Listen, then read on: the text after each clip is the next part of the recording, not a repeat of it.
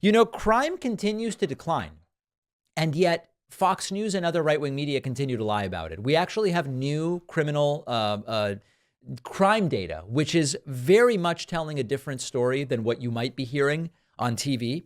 This is from the FBI Crime Data Explorer, new data from 2022 to 2023. In terms of violent crime, what you see here is that violent crime is down in cities of every size. In the largest cities, cities of 1 million people or more, violent crime is down 15% over the last year. That is a remarkable number.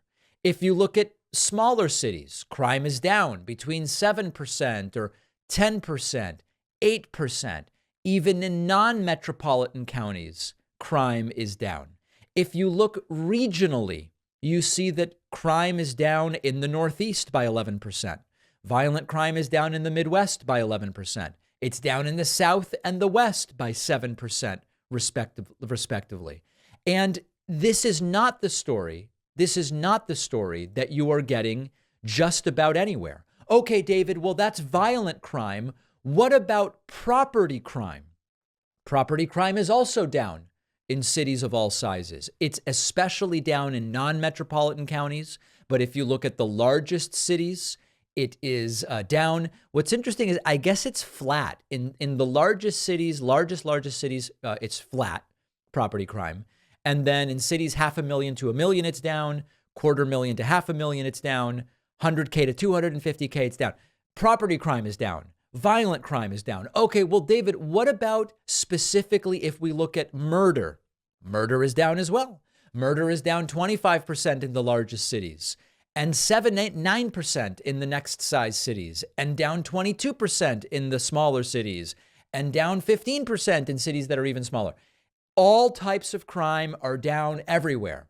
And yet, when you watch Fox News, you see stuff like this. T-shirts. Dedicated. I look if what kind of alcohol is sitting next to them. I look everywhere. And if I see one thing that makes me suspicious, red flag. You don't even go to their house. Remember that time you broke into that house? Do you remember? Yes. And then we moved stuff around to make it look like we weren't in there? Yeah. And, you know, you're cherry picking again, Jessica. No. If you look at the NYPD statistics for here in Manhattan from 2019 to 2023, every single element of crime is up. Every single one. No. If you compare it to 19, it was just in the New York Post. What, are you going to call your other colleague a liar again?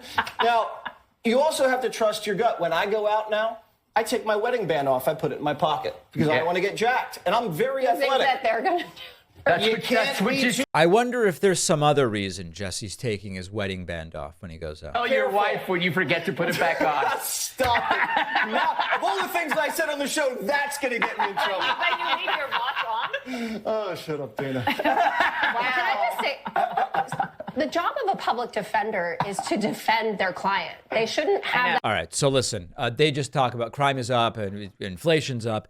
And what this really reminds us is the numbers don't matter to them. Inflation is down. Inflation is down dramatically and significantly. And yet they continue to say things are more expensive than ever. Crime is down. All types of crime in all sized cities, in all regions of the country. And they insist that there is a Biden-fueled crime wave of rampant destruction and property crime and murder and sexual assault and everything. It's not actually happening. Much like with the economy, if people don't know that, we kind of lose the benefit of the fact that things are improving. But they are going to continue pushing this narrative because their audience doesn't know any better. I don't know. I see statistics that it's down, but Jesse Waters told me that it's up. I guess those things are equivalent. Crime must be up. This gets us to why aren't Democrats and the Biden administration better at telling these stories? Why don't people realize that the economy is solid? Why don't people realize that inflation is down, that crime is down?